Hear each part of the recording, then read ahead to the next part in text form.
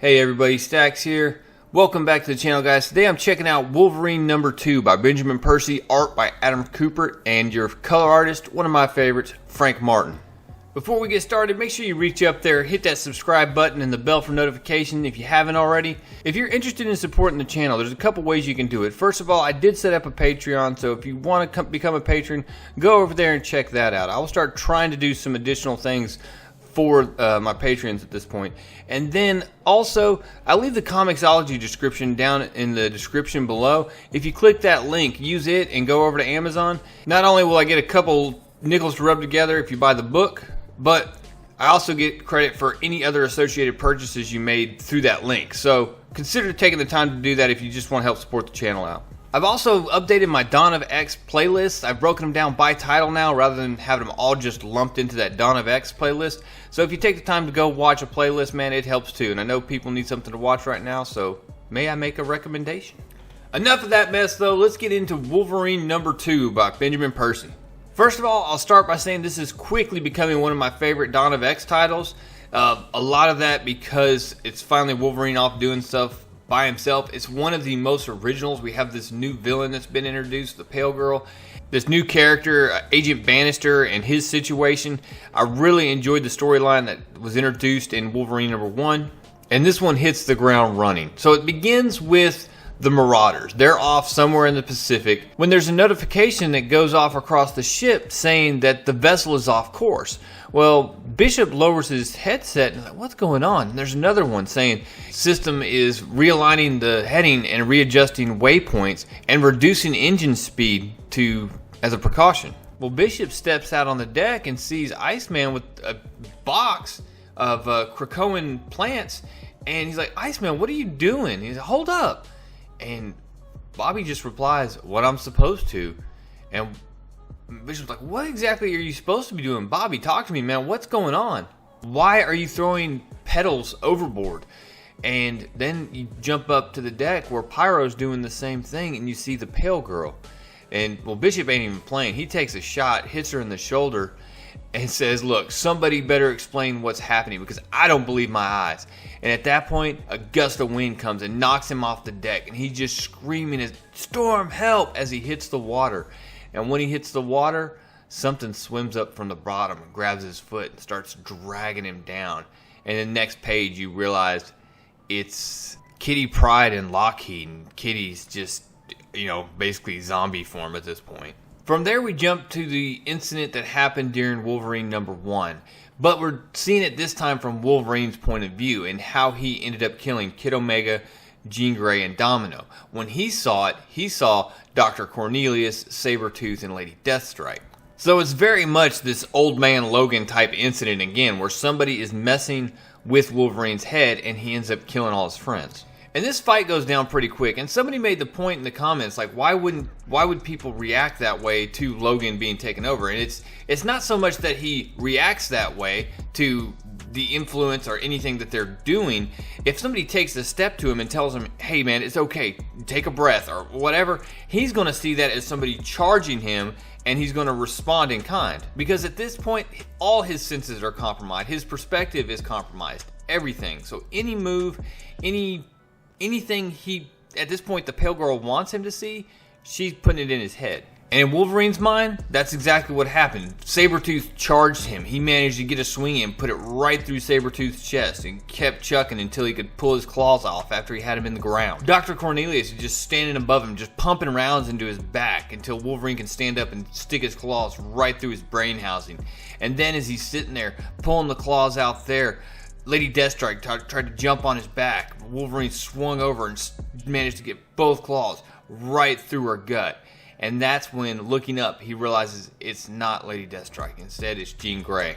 And of course, it hits him like a ton of bricks. Despite resurrection calls, he's back to, I can't control myself. I'm this feral beast, and I can't be trusted around friends. I don't deserve to have friends because I'm just going to hurt them. And as Wolverine is standing over Jean Grey, just please, no, there's this, she releases this telekinetic blast and sends him, burns his whole front side off as he's laying over there in the snow. And that's when Wolverine wakes up in the healing gardens.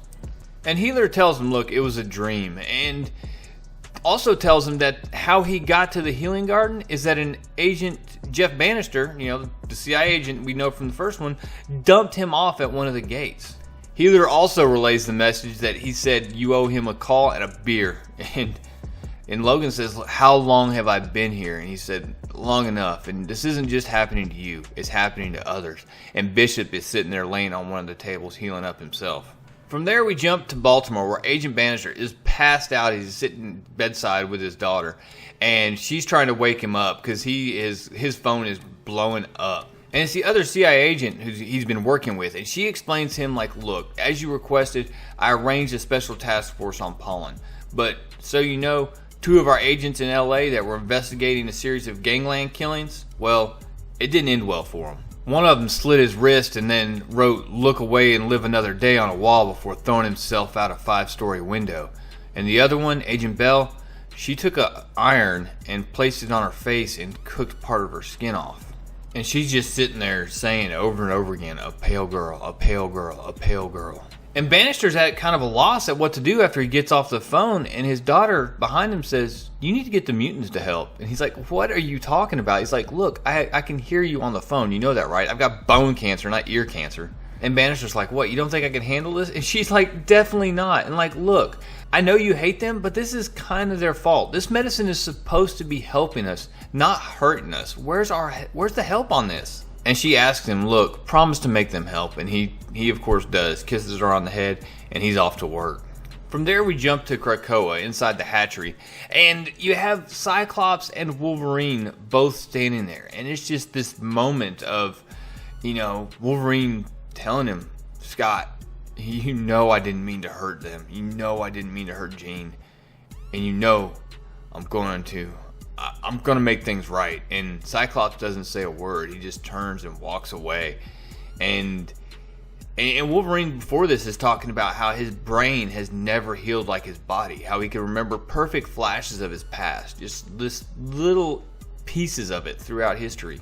But right now, and for the last few days, his brain is just scrambled eggs, just smoking in the pan. He's like, there's something going on. And this person, this pale girl, has just fried his brain, man. From there, we jump to Langley, where Bannister's talking with this other agent, and he's telling her, look, I need you to shut down the Pollen Task Force, the entire investigation. She's like, what are you talking about? Why are we meeting here instead of the office? And I don't understand why you would want to shut it down. And he's like, look, we're not shutting it down. I just need it to appear we're shutting it down, because right now, Pollen knows about where my agents are at. And not only that, they know mutant shipping routes. Somebody's listening. Somebody has the inside track on us, and I got to cut it off.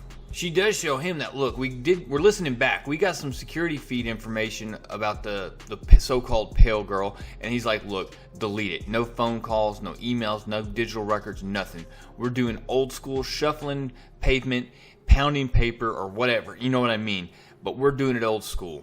And then you see the targets. And apparently Bannister can't shoot for anything. But before they leave, she asks, what's next? And he's like, I'm about to bring down the heavy artillery. And with that, you see him and he's meeting with Logan.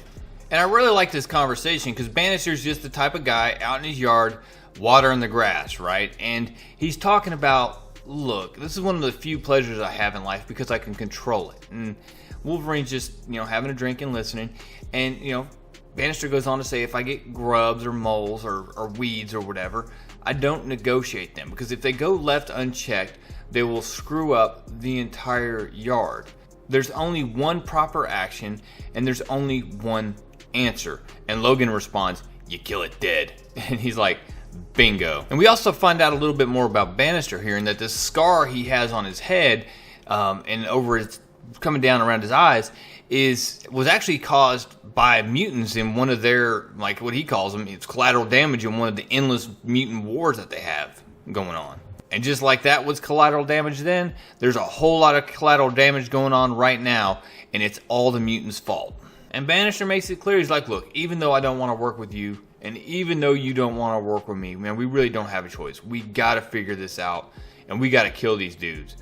And Logan just finishes his drink and tells him, well, killing happens to be a specialty of mine. And he tosses his beer on the yard and says, let's go to work. And Bannister's just like, dude, seriously? And for some reason, that got me. That made me laugh, so. There's more of the book coming up, but I do want to make mention of something real quick. It probably seems pretty unfair that these humans are putting blame on mutants for causing a lot of the conflict and drama that is stirring up around the distribution of the Krakoan flowers. But when you think of what they're providing, the commodity that they're providing for extra life, to cure cancer, to cure dementia, all these things, and how much of a touch point that is in people's lives, I mean, people are going to do anything they can to take care of their loved ones, even go on the black market and do unsavory things. And when you have that, bad people are going to get involved and try to take advantage and profit from the situation. It's really no different when you think about trying to the UN introducing food in Somalia during the crisis back in the 90s. Because the UN failed to secure the food all the way down to the point of distribution, the warlords there were able to take that food and then distribute it for their own advantage. And while you certainly can't, blame the UN for trying to distribute food and save lives, you at the same time have to consider it all the way through. And if I don't distribute enough of this, what's the second and third order effects of it? So while it's unfair to blame Krakoa on one side because they're simply trying to help, their failure to secure this product all the way through is causing issues. Now, bless this little girl's heart, one thing she fails to realize, though, is that Krakoa is not doing this for the greater good of mankind. I mean, she sits there and says that they said they were trying to help us. Well, that's not the case. They are blatantly trying to secure power through this. And the mutants' biggest problem with this is that if there's a black market outside of ones that the mutants are running, then it provides somebody else leverage to a degree. Anyways, back to the book. So the plan here is they have a ship with a cargo hold that's packed full of petals. They're out on the open sea. That way no one can sneak up on them. And they have a psionic dampener on the ship in order to keep whoever this is from theoretically being able to use their powers. Well, apparently no one took the time to check the weather because there's a huge storm that blows in, and Bannister's like, look, why didn't you bring the one with you that manages to control the weather or whatever? And Wolverine says, absolutely not. This one's on me, and no one else is getting caught up in the crossfire. Well, they end up getting radioed up to the bridge by this other agent, and they head that way, and she tells him that, like, look, sir, you need to take a look at this.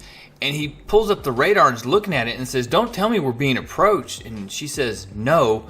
Right as the claws come out, he looks over his shoulder, and there's Wolverine putting his claws right through Bannister's back.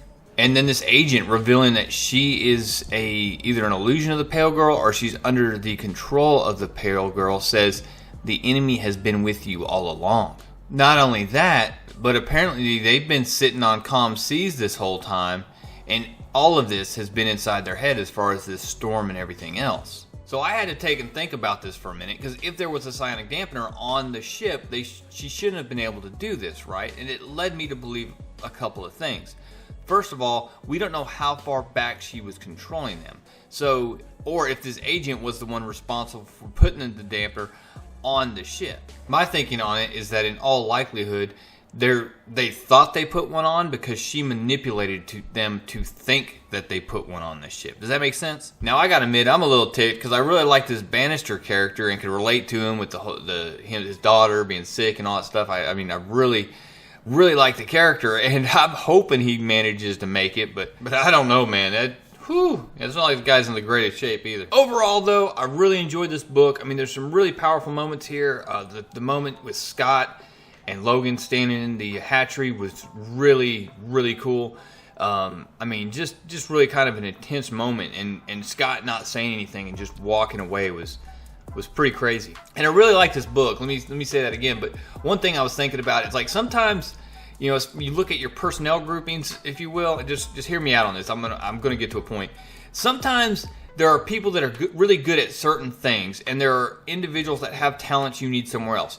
If you have someone who is able to control people like this, is Wolverine the right guy to be sending on this mission? And I know he's kind of taking it on himself after what went down in the first round with her, where she had him kill all of X-Force, but you know, you keep sending the hammer out to do the job, and maybe you don't need the hammer on this. Maybe there's another team you should put together of all of those mutants you have on Krakoa that could address this situation. Because if this is affecting the distribution of flower petals, then the Hellfire Corporation should be all over this, and it should be advanced all the way up to the Quiet Council to put together a team to address it. But it's not happening. We're just going to turn Wolverine loose on it. One thing I know people are still going to want to talk about is how did Wolverine manage to take out 2 Omega level mutants within the stretch of a few seconds? I would think that it'd be possible. It'd have to happen really quick, and I think Jean Grey would have to be the first one to go, followed right behind by Quentin Quire, and then it's just a fight between Wolverine and Domino at that point. But